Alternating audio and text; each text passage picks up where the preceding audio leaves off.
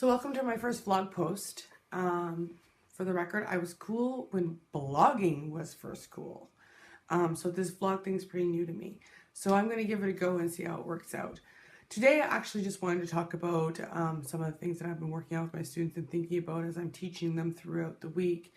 And one of the things I really recognized after or I guess was top of mind after we went to an event this past weekend over at Island 22 was just the more time you can get in the saddle, the better. You know, the students that went with me, you know, one rides once a week, the other one rides a couple times a week, but their riding improved from the beginning to the end. I mean, we did do a dressage test, a show jumping course, and then we schooled cross country.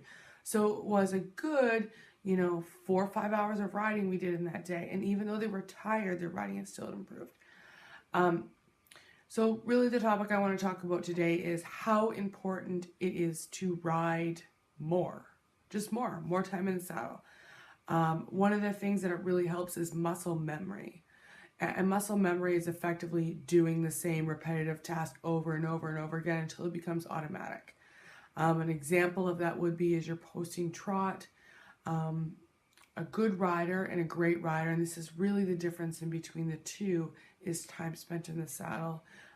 Is a rider who a good rider will look at, think, okay, I need to check my posting diagonal, and then they'll look at that outside shoulder and they'll think, okay, I'm going up and down with it, so I'm on the correct one. Or they'll think, no, I'm not, so I'm going to have to change it. A great rider is going to be able to glance down, know they're on the right one without even thinking about it and stay on the right one, or know they're on the wrong one and change it right away. There only has to be one post in between or one rise for them to make that decision. So therefore that muscle memory is actually making quick decisions. The other thing too is your reaction time, and this comes down to pretty much the same thing. But it's about, let me give you an example. So an example of reaction time would be a rider who knows that in order to get the horse into a frame and carry itself, that they need to put their leg on and resist a little in the reins. A great rider actually can do that before the horse raises its head all the way. A good rider has to walk and think through the steps. Okay, horse's head is up. Okay, leg on. Okay, rein on. All right, horse is back in frame. Whereas that good rider could do that in, let's say, 1 second. That great rider could do that in a quarter of a second. So that's really the difference. And the more time you spend in the saddle, the easier all of these items become. There's just more practice. Feel. So feel isn't really something that you can teach. I can't teach that to you. I can teach you ways to get rhythm, which helps you get feel, but I can't actually teach you feel. That takes time.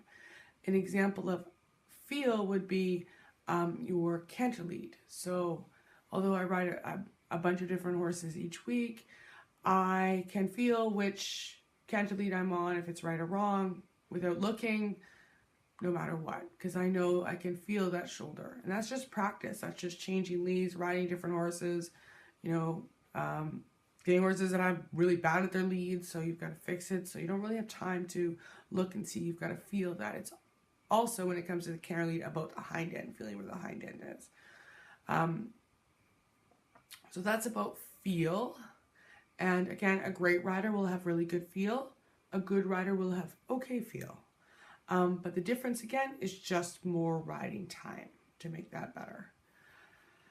Lastly is rhythm. Again, like I said, rhythm is hard to teach, but I can give you exercises to make you feel the rhythm. Good riders have kind of got rhythm. Great riders create rhythm in their horses. An example of that would be changing the pace or the speed or the rhythm at which you rise and fall in your rising trot, and to slow or speed the horse up without using any other aids. A great rider is pretty capable of doing that. A good rider is probably working on that skill. And another example would be the piaffe and the passage. Effectively, the piaffe and the passage is the ability to half vault and leg and get, collection from the hind end in rhythm. And it's about the rider creating the rhythm in which the horse rides.